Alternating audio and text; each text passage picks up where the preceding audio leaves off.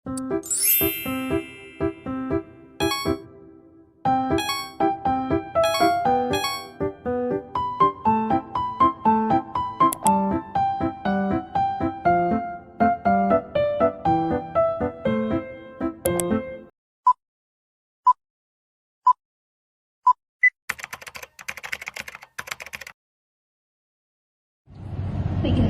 Terima kasih saudari pengurusi majlis, pensyarah yang dihormati Puan Hajah Fazliatun binti Ahmad, rakan-rakan seperjuangan seterusnya para hadirin yang sudi hadir pada hari ini. Assalamualaikum warahmatullahi wabarakatuh. Salam sejahtera dan salam FPG Kampus Tawau bersama menggenggam dunia.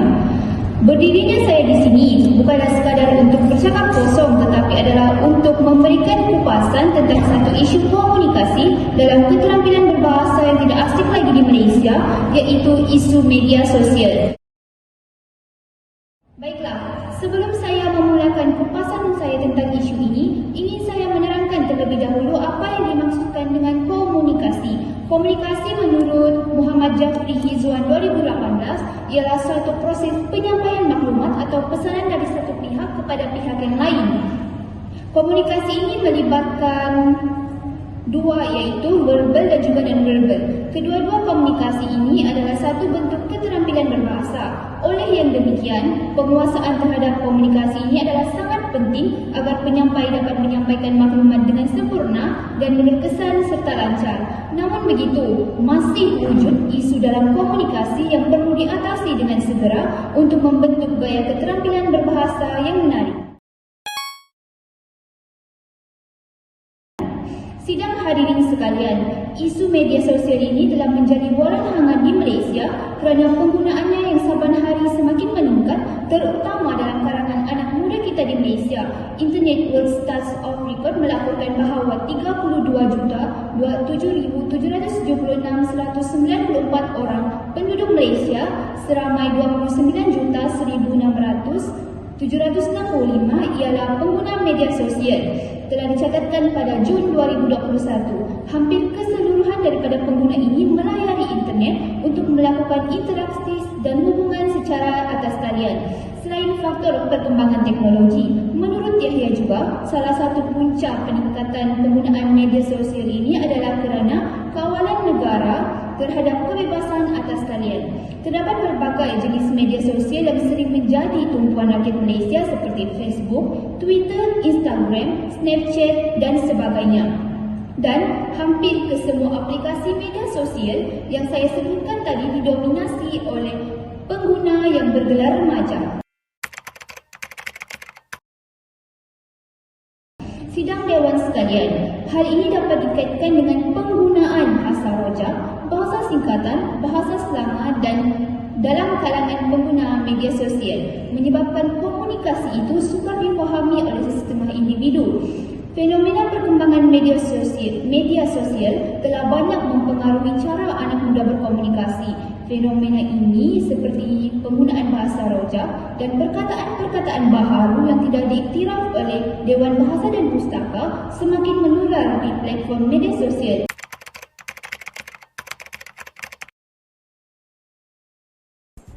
Pihak berwajib digesa memartabatkan bahasa Melayu dengan membendung kesalahan bahasa tersebut. Isu mencampur adukkan bahasa kebangsaan dengan bahasa Inggeris dilihat semakin ketara dan serius sehingga mendapat jolokan Manglish. Aktivis masyarakat Tan Sri Lilam Thai dalam satu kenyataan menggesa usaha memartabatkan bahasa Melayu supaya diperkukuh selain meneruskan pemerkasaan bahasa Inggeris. Kajian yang telah dilakukan oleh pelajar Universiti Pendidikan Sultan Idris telah mendapati bahawa bahasa rojak ialah bahasa rojak berpola bahasa Melayu bahasa Inggeris merupakan jenis yang paling kerap digunakan oleh remaja dalam aplikasi WhatsApp. Hal ini telah mendorong kepada kegagalan komunikasi berkesan di antara pengguna media sosial. Bukan itu sahaja, hal ini akan merosakkan imej bahasa Melayu yang sepatutnya dibanggakan dan digunakan dengan baik oleh masyarakat penuturnya.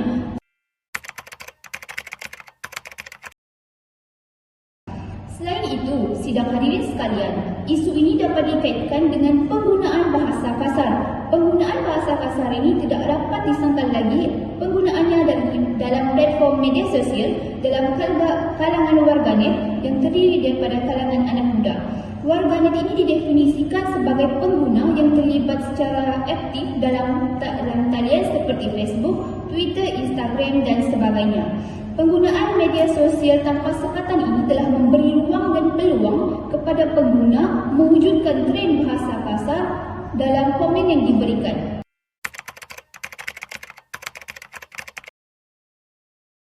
Jumlah keseluruhan pengguna media sosial di Malaysia meningkat kepada 28 juta iaitu sebanyak 86% daripada penduduk di Malaysia. Semakin ramai pengguna di media sosial, semakin luas berita atau maklumat yang disampaikan. Hal ini sekaligus mendorong trend bahasa kasar dalam kalangan netizen di media sosial. Seperti yang sedia maklum, bahasa-bahasa yang digunakan bukan sahaja kasar, malah berbau carutan dan hinaan. Bahasa kasar yang digunakan juga merupakan bahasa selanga yang kebanyakannya digunakan oleh golongan muda. Hadirin yang saya kasihi, perkara terakhir yang akan saya sentuh dalam kupasan saya pada hari ini adalah berkenaan penggunaan media sosial yang telah menghalang komunikasi berkesan dalam kalangan remaja di Malaysia ialah penggunaan bahasa singkatan. Bahasa singkatan ialah pemendekan huruf atau gabungan huruf yang jelas mempunyai struktur kata yang berbeza daripada struktur kata bahasa Melayu yang asal. Seperti yang telah dinyatakan oleh Frida Laksana, penggunaan bahasa ringkas ini telah menjejaskan kemurnian dan keaslian bahasa Melayu itu sendiri. Hal ini dapat dikategorikan sebagai pencemaran bahasa. Pencemaran bahasa ini sekaligus telah mengakibatkan masalah lain seperti kerancuan bahasa.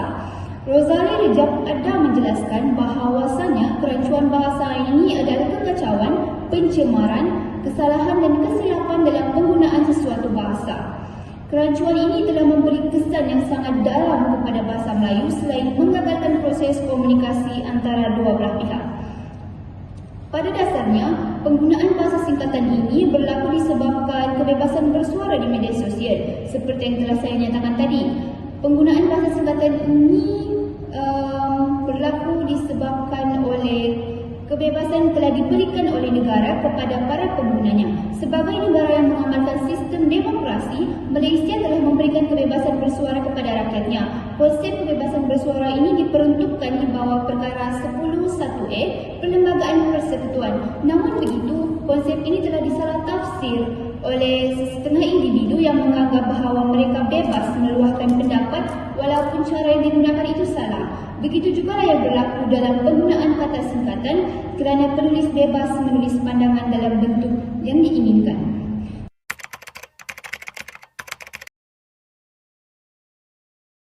Senario penggunaan bahasa kasar selama dan kalangan remaja di Malaysia perlu dibendung dengan segera kerana dikuatiri akan melahirkan generasi yang tidak beradab pada masa depan.